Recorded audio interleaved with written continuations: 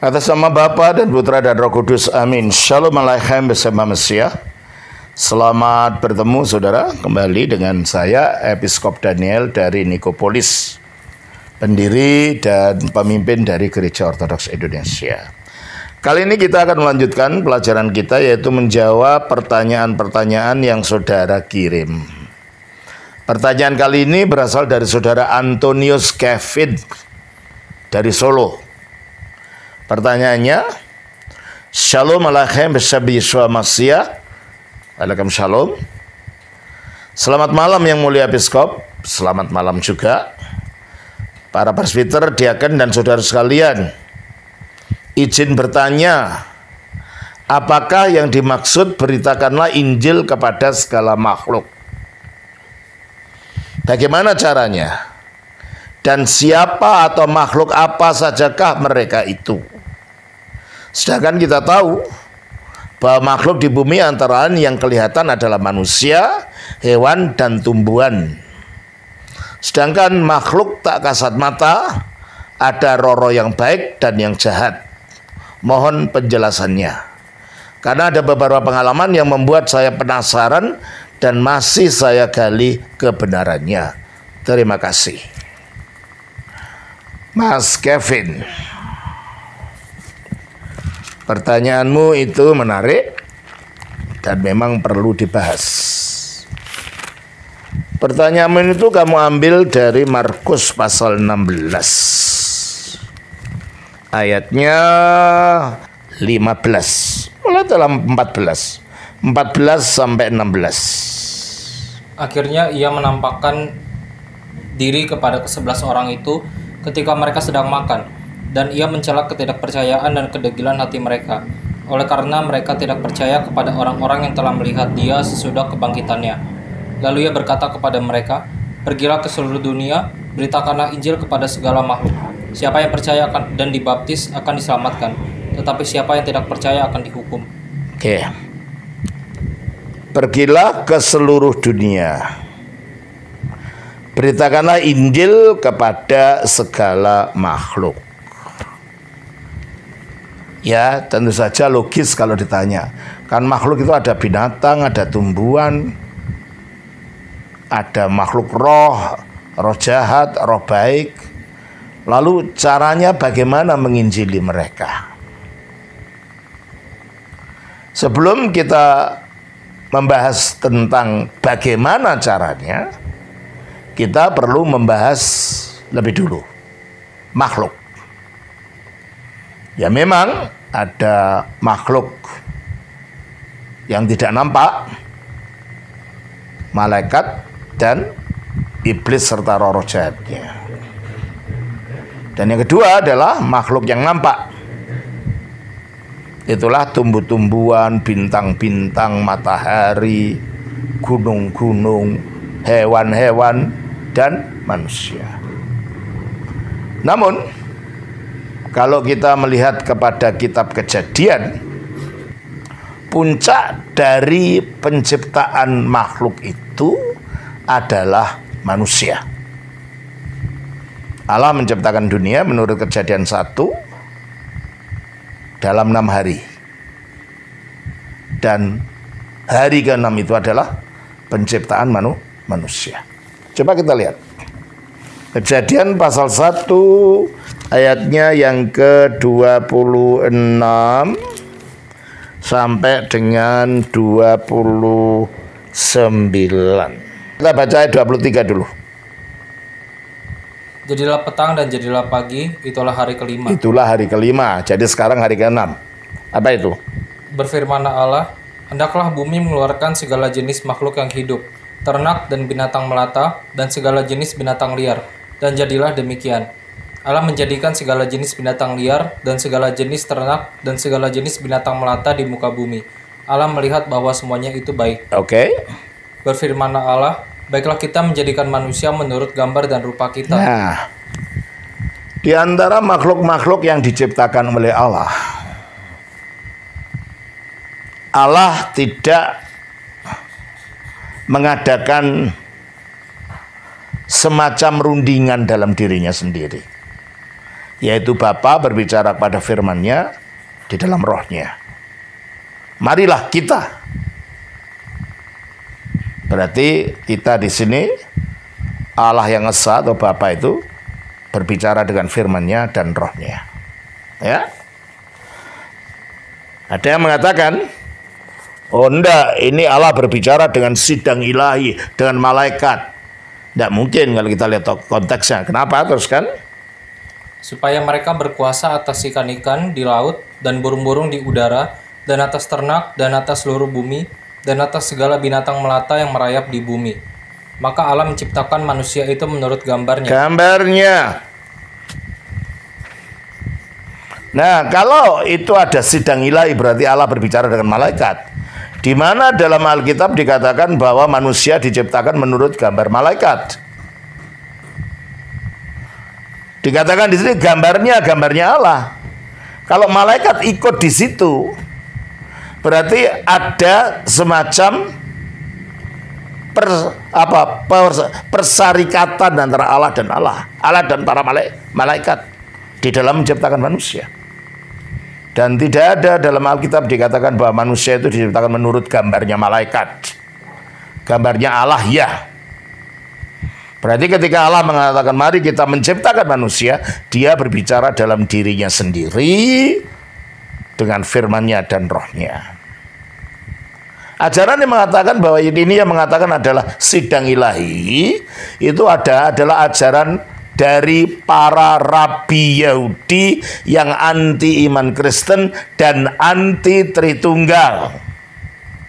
Itulah sebabnya dari kacamata anti Tritunggal itulah mereka tidak mau mengakui tentang adanya rencana di dalam diri Allah melalui roh dan firman-Nya itu.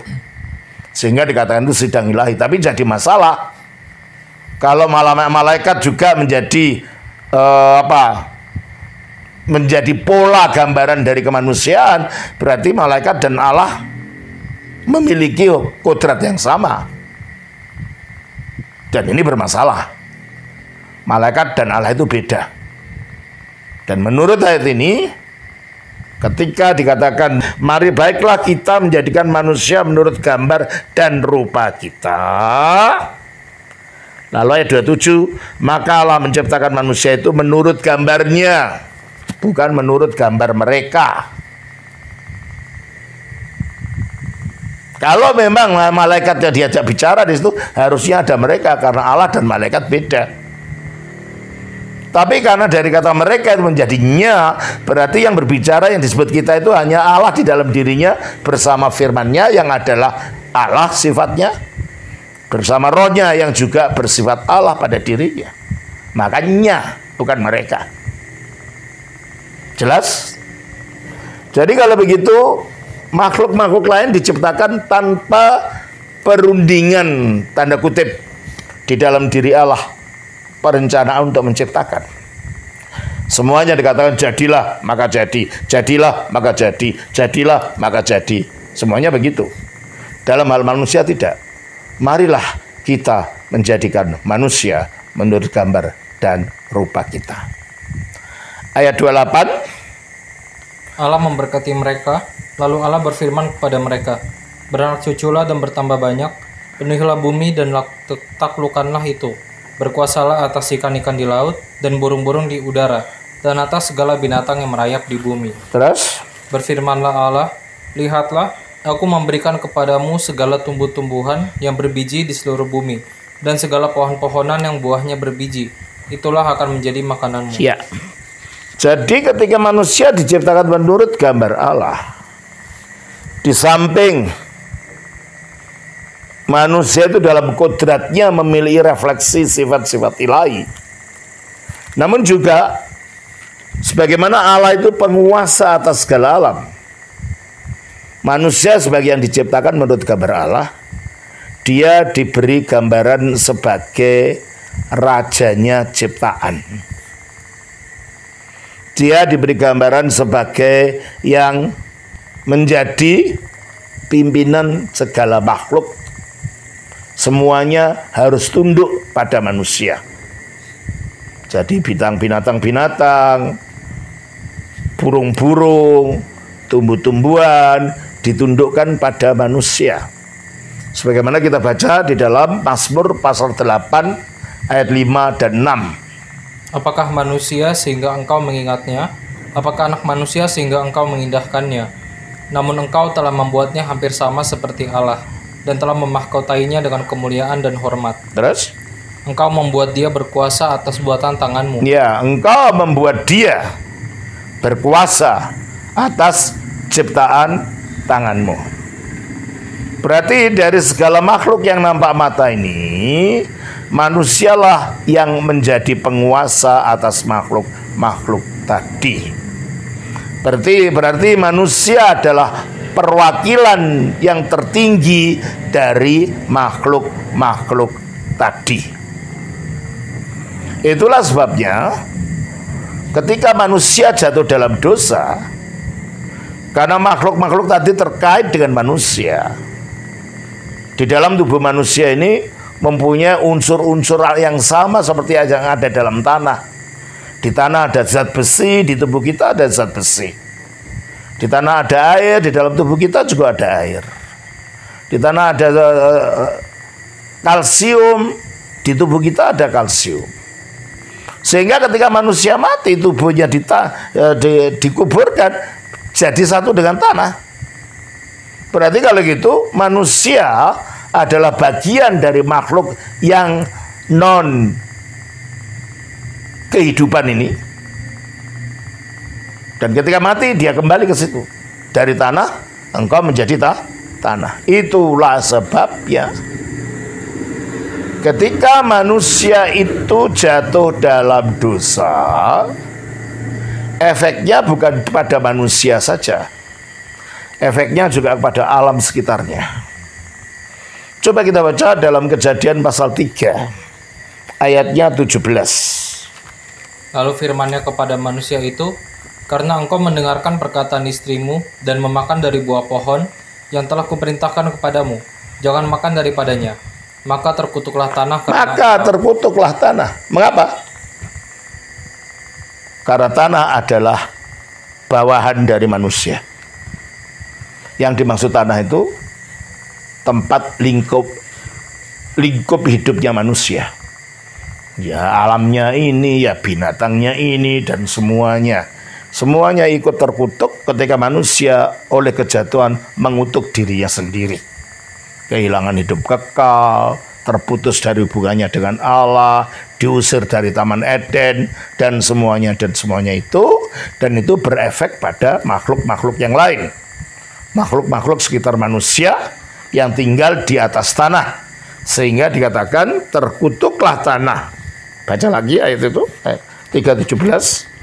Lalu firman-Nya kepada manusia itu, karena engkau mendengarkan perkataan istrimu dan memakan dari buah pohon yang telah kuperintahkan kepadamu, jangan makan daripadanya, maka terkutuklah ke tanah karena engkau.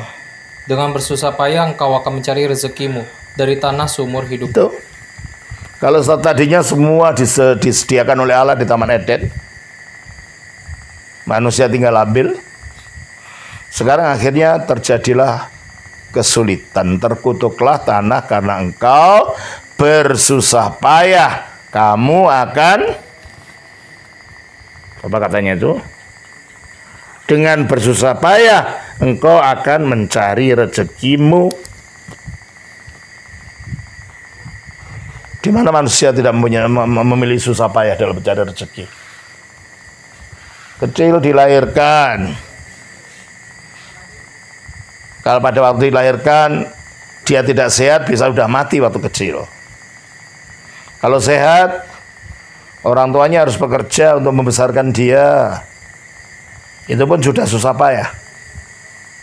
Setelah itu umur 6 tahun masuk ke TK, harus bayar lagi uang, keluar uang. Nanti masuk SD, selama itu orang tuanya harus membayar. SMP dan seterusnya, SMA dan seterusnya, sampai kuliah selesai. Setelah selesai kuliah, mendapatkan gelar, cari kerja pun belum tentu bisa. Cari kerja pun terlalu banyak kompetisi di sana di sini. Seandainya dapat kerja pun gajinya tidak mencukupi. Ataupun kalau mencukupi, nanti di tempat kerja ada saingan. Saingan yang tidak menghendaki kedudukannya. Itu kehidupan. Itu efek dari kutukan. Di mana kehidupan ini penuh dengan susah payah. Sebagaimana yang dikatakan dalam Ayub 7 ayat 1. Bukankah manusia harus bergumul di bumi? Ya, bukankah manusia harus bergumul di bumi? Termasuk orang-orang kaya, para konglomerat itu harus bertanding atau bersaing dengan konglomerat lainnya. Bisa ditipu dia, bisa rugi dia, bisa kebakaran pabrik-pabriknya. Jangan dipikir hanya orang-orang yang tidak punya aja yang mengalami pergumulan hidup. Orang yang kaya pun demikian. Bahkan jadi politisi, jadi presiden. Ada presiden ditembak oleh rivalnya, ya kan? Jadi hidup itu semuanya memang harus bergumul akibat kejatuhan manusia itu. Terus kan? Dan hari-harinya seperti hari-hari orang upahan. Hari-hari orang upahan di pasar itu loh. Tukang panggul karungan.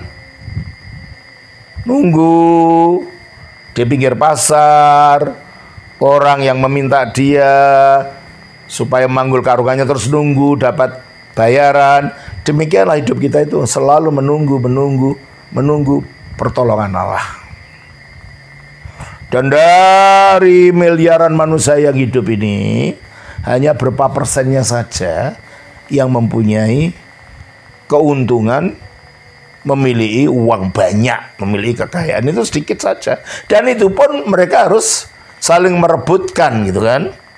Apalagi kalau kekayaannya itu didapatkan dari jual narkoba. Di daerah Latin Amerika itu banyak saling tembak-menembak antar bandar-bandar narkoba, ya kan? Ya mungkin di Indonesia juga. Preman ini, preman di pasar di Tanah Abang, nanti preman di mana, saling bertempur karena ingin mendapatkan lahan di mana mereka mendapatkan keuntungan mereka. Itulah kehidupan. Itulah yang dikatakan di dalam ayat 17 ini dari Kejadian 3 itu, dengan bersusah payah engkau akan mencari rezekimu dari tanah seumur hidupmu. Bisa dari tanah dalam arti literal, yaitu jadi petani. Bisa dari tanah, harus jalan ke sana kemari untuk cari pekerjaan. Dan selama kita hidup di bumi ini, ya, cari rezeki itu tidak mudah. Ini efek daripada kejatuhan. Nah, setelah cari rezeki tidak mudah pun, ayat 18 dari Kejadian 3. Semak duri dan rumput duri yang akan dihasilkannya bagi. Nah, sudah mencari rezeki dengan susah payah, yang dihasilkan semak duri dan rumput duri. Apa? Kesulitan-kesulitan yang menyulitkan dan menyakitkan. Mungkin dikhianati tempat oleh teman kerja, mungkin digulingkan, mungkin kedudukannya direbut. Kalau berdagang mungkin orang itu menggunakan kuasa gelap untuk mencari ilmu gelap, menghentikan lancarnya perjalanan dagangnya dan seterusnya. Itulah semak duri dan rumput duri yang dihasilkan bagimu.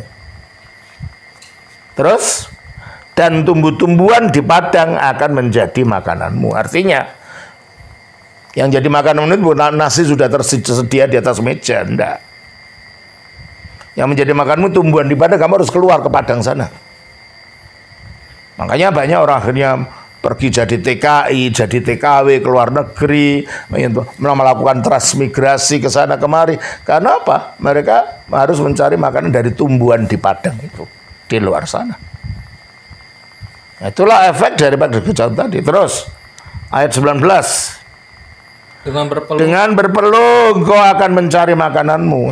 Lelah, capek, cari usaha ini tidak jadi-jadi, sudah dapat ini, sulitnya untuk mendapatkan, untuk laku dijual, dan berpeluh akhirnya lelah akhirnya sakit, dan efeknya apa? Mati. Itulah keadaan kejatuhan. Jadi kejatuhan manusia itu berefek kepada seluruh makhluk-makhluk yang lain. Contohnya, manusia karena kejatuhannya jadi serakah.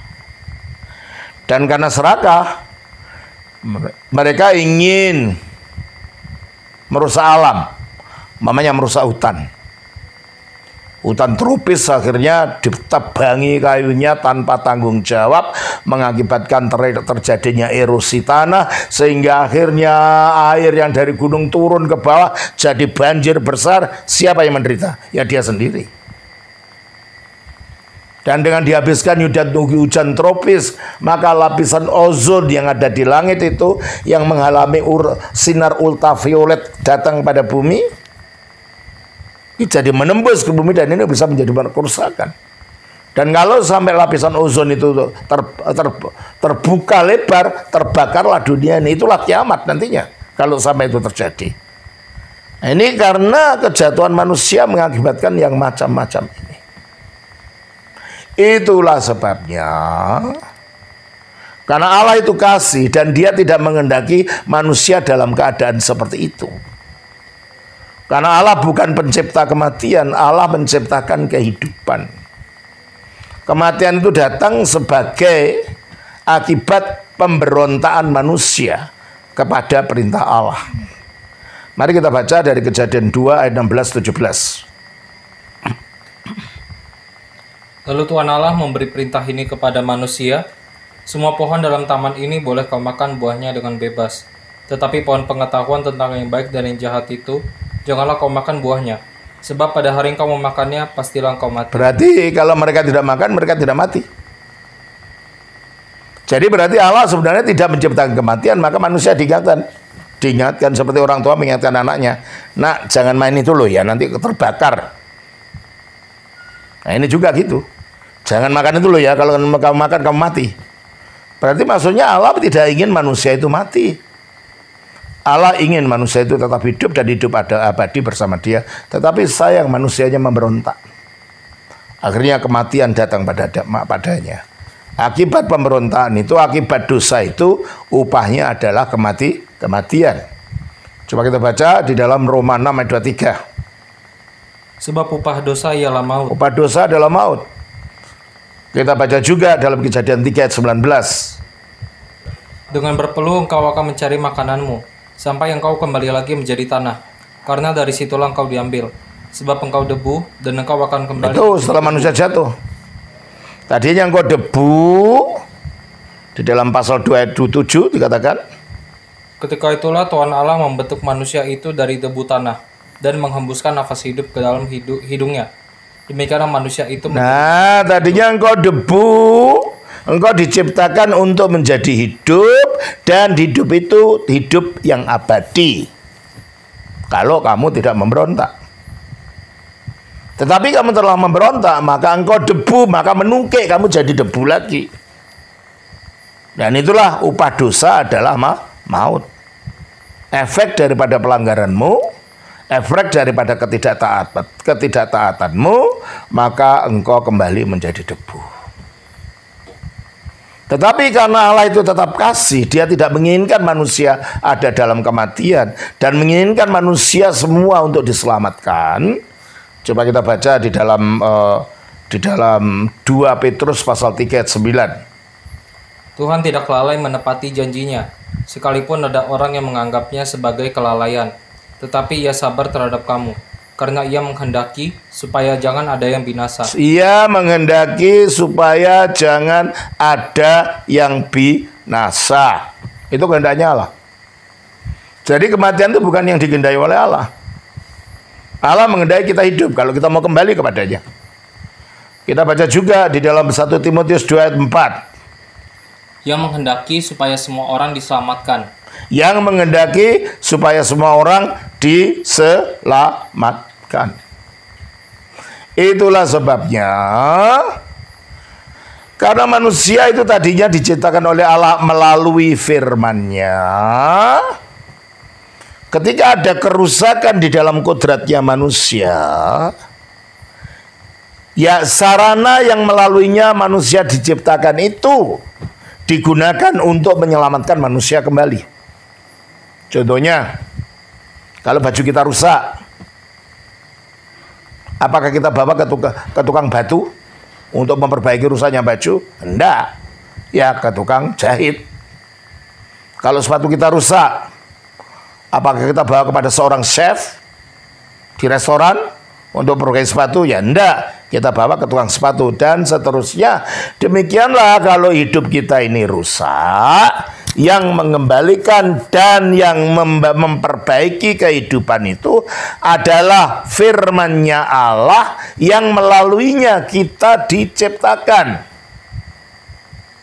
Coba kita baca di dalam Yohanes 1 ayat 1 dan 3. Pada mulanya adalah firman, firman itu bersama-sama dengan Allah, dan firman itu adalah Allah. Ayat 3. Segala sesuatu dijadikan oleh Dia, dan tanpa Dia tidak ada sesuatu pun yang telah. Segala sesuatu dijadikan oleh firman.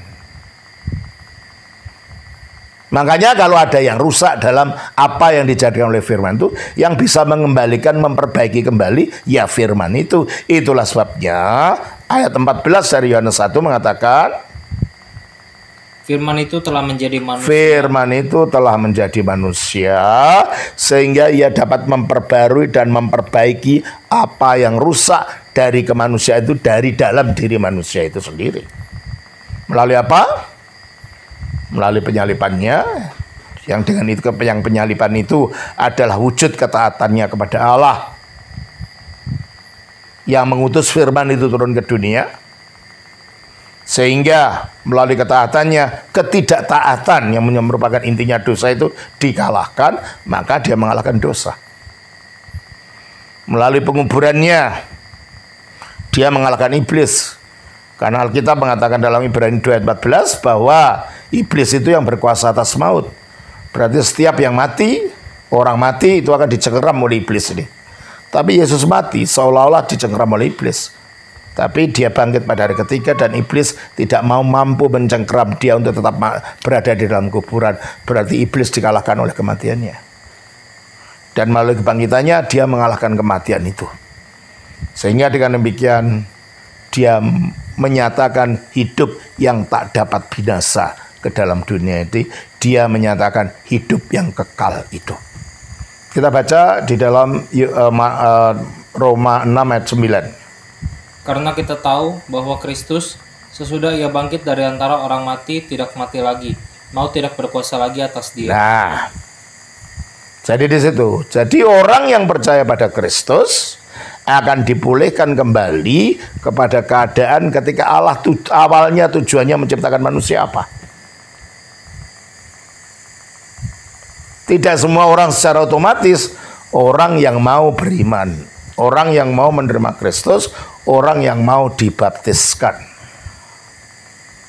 Karena dengan baptisan orang itu menyatu dengan kematian, penguburan, dan kebangkitan Kristus. Sebagaimana yang dapat kita baca dari Roma 6 ayat 3 sampai 4. Sudah dibaca sendiri aja ya. Jadi berita tentang kematian, penguburan, kebangkitan Kristus dan inkarnasinya itulah intinya Injil. Dan inilah kita beritakan kepada semua manusia, kepada segala makhluk. Tapi terutama sekali melalui manusianya. Karena manusia itu adalah representasi daripada segala makhluk, penguasa dari segala makhluk. Sehingga nantinya makhluk-makhluk yang lain ikut dimuliakan bersama manusia ketika manusia dimuliakan ketika datangnya Kristus yang kedua kali. Coba kita baca di dalam Roma pasal yang ke-8. Roma pasal yang ke-8 ayatnya yang ke-19 sampai ayat yang ke-23. Sebab dengan sangat rindu seluruh makhluk menantikan saat anak-anak. Nah, dengan sangat rindu seluruh makhluk. Ya apa saja? Pohon, kucing, anjing, sapi, semut, tungau. Apa saja? Dengan sangat rindu seluruh makhluk apa? Menantikan saat anak-anak Allah dinyatakan. Nah, menantikan saat anak-anak Allah, siapa itu? Orang yang percaya kepada Kristus. Dinyatakan. Dinyatakan kapan? Dinyatakan pada akhir zaman ketika dia dibangkitkan dari kematian, dimuliakan bersama Kristus. Kolose 3:4. Apabila Kristus yang adalah hidup kita menyatakan diri kelak. Nah, apabila Kristus yang adalah hidup kita, hidup baru kita, hidup kekal tadi, menyatakan diri kelak kapan? Di akhir zaman. Terus? Kamu pun akan menyatakan Nah, diri. kamu akan menyatakan diri karena kamu ikut dibangkitkan. Setelah dibangkitkan, terus? Kamu pun akan menyatakan diri bersama dengan dia Bersama dengan dia dalam kemuliaan. Jadi dalam ajaran Kristen, keselamatan dalam Kristus itu bukan hanya sekedar masuk surga, bukan. Tetapi untuk menjadi mulia seperti Allah di dalam Kristus Yesus. Sebagaimana Kristus adanya sekarang, kita akan menjadi begitu. Coba kita baca di dalam Filipi 3:20-21. Karena kewargaan kita adalah di dalam surga. Kewargaan kita dalam surga. Dan dari situ juga kita menantikan Tuhan Yesus Kristus. Ya, kita sekarang menantikan Tuhan Yesus datang dari surga itu yang sebagai juru selamat. Iya, sebagai juru selamat. Caranya gimana? Yang akan mengubah tubuh kita. Yang akan mengubah kita yang hina. Ini mengapa hina? Karena bisa tua, bisa mati, bisa sakit, bisa busuk, bisa macam-macam. Jadi tubuh yang sekarang tubuh yang hina akibat dosa. Akan mengubah tubuh kita yang hina ini. Terus? Sehingga serupa dengan tubuhnya yang mulia. Sehingga serupa dengan tubuhnya yang mulia itu. Menjadi serupa dengan tubuhnya yang mulia itu gimana? Menjadi tubuh yang bersinar. Kita baca dari Matius 13 ayat 43. Pada waktu itulah orang-orang benar akan bercahaya seperti matahari dalam kerajaan Bapa mereka. Pada waktu itulah orang-orang benar akan bercahaya seperti matahari dalam kerajaan Bapa mereka, yaitu Matius 22 ayat 30. Karena pada waktu kebangkitan, orang tidak kawin dan tidak dikawinkan, melainkan hidup seperti malaikat di surga. Ya, yaitu hidup seperti malaikat di surga. Ini loh yang dinanti-nantikan makhluk itu. Anak-anak Allah dinyatakan dalam kemuliaannya ini menjadi seperti malaikat ini yang dinantikan oleh segala makhluk itu. Mengapa? Mengapa makhluk-makhluk itu menanti-nanti anak-anak Allah ini dinyatakan? Ayat yang ke-20. Ayat yang ke-19. Dari Roma 8. Sebab dengan sangat rindu seluruh makhluk menantikan saat anak-anak Allah dinyatakan. Terus?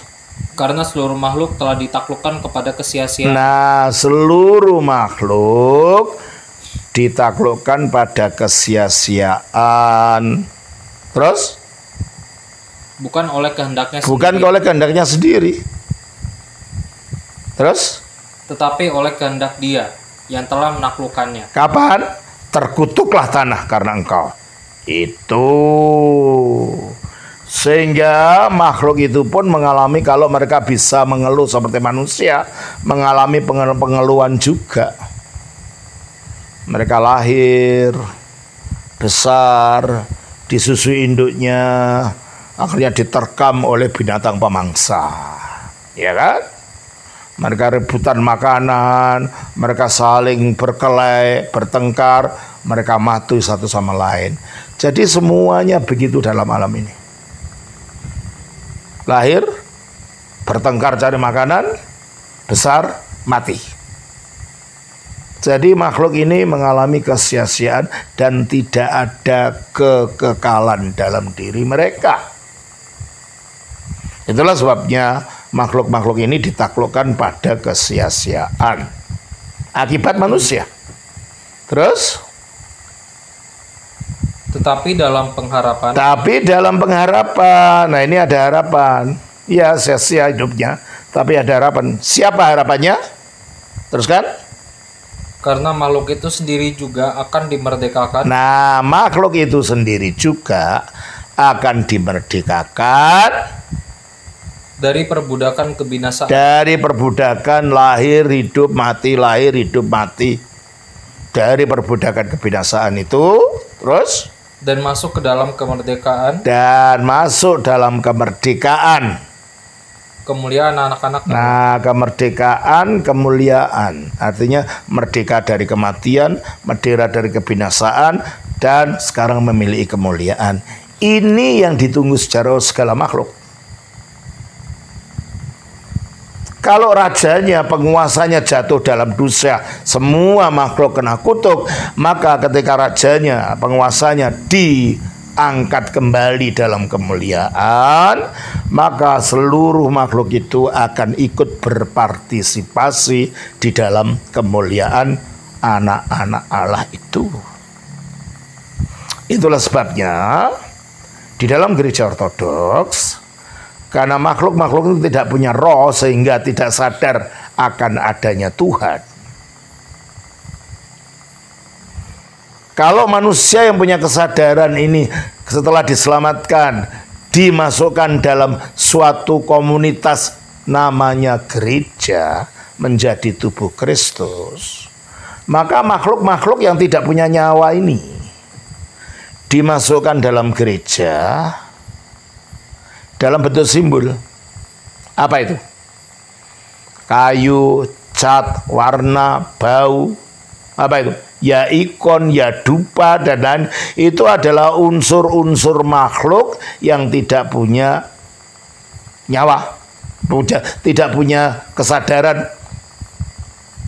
Sehingga mereka ikut menyembah Allah, digunakan untuk menyembah Allah dalam kaitannya dengan manusia. Oleh karena itu selalu ikon itu biarpun itu kayu, ada gambarnya orang kudus, sehingga mereka diselamatkan nantinya bersama-sama dengan orang yang dikuduskan ini, dengan orang-orang yang diselamatkan ini.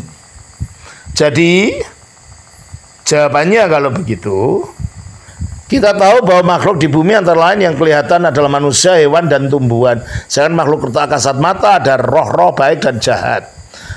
Mengenai alam roh, malaikat tidak perlu diinjili, karena mereka tidak jatuh dalam dosa. Kalau roh jahat, itu mereka sudah tidak bisa bertobat. Karena apa? Karena roh jahat itu tidak diciptakan sebagai spesies yang lahir, tumbuh, berkembang. Mereka itu masing-masing spesiesnya sendiri-sendiri. Nggak seperti manusia. Kalau saya punya bapak ibu yang melahirkan saya, bapak ibu saya punya bapak ibunya yang melahirkan saya. Kalau malaikat enggak. Masing-masing diciptakan dirinya sendiri-sendiri. Oleh karena itu, malaikat itu kalau sudah jatuh, ya jatuh sendiri. Jadi karena malaikat sudah diciptakan sempurna, ketika jatuh tidak bisa dibenahi lagi. Oleh karena itu malaikat yang telah jatuh tidak bisa diselamatkan. Oleh karena itu iblis itu tidak bisa bertobat. Saya bagi gambaran saja. Ada yang satu gelas kita taruh di sini, di atas meja sini ya. Yang satunya saya atur di bumbungan atap sana. Dua-duanya jatuh ke bawah. Yang mengalami rusak parah yang mana? Yang di atas meja atau yang di atas bumbungan atap? Tentunya yang di atas bumbungan atap.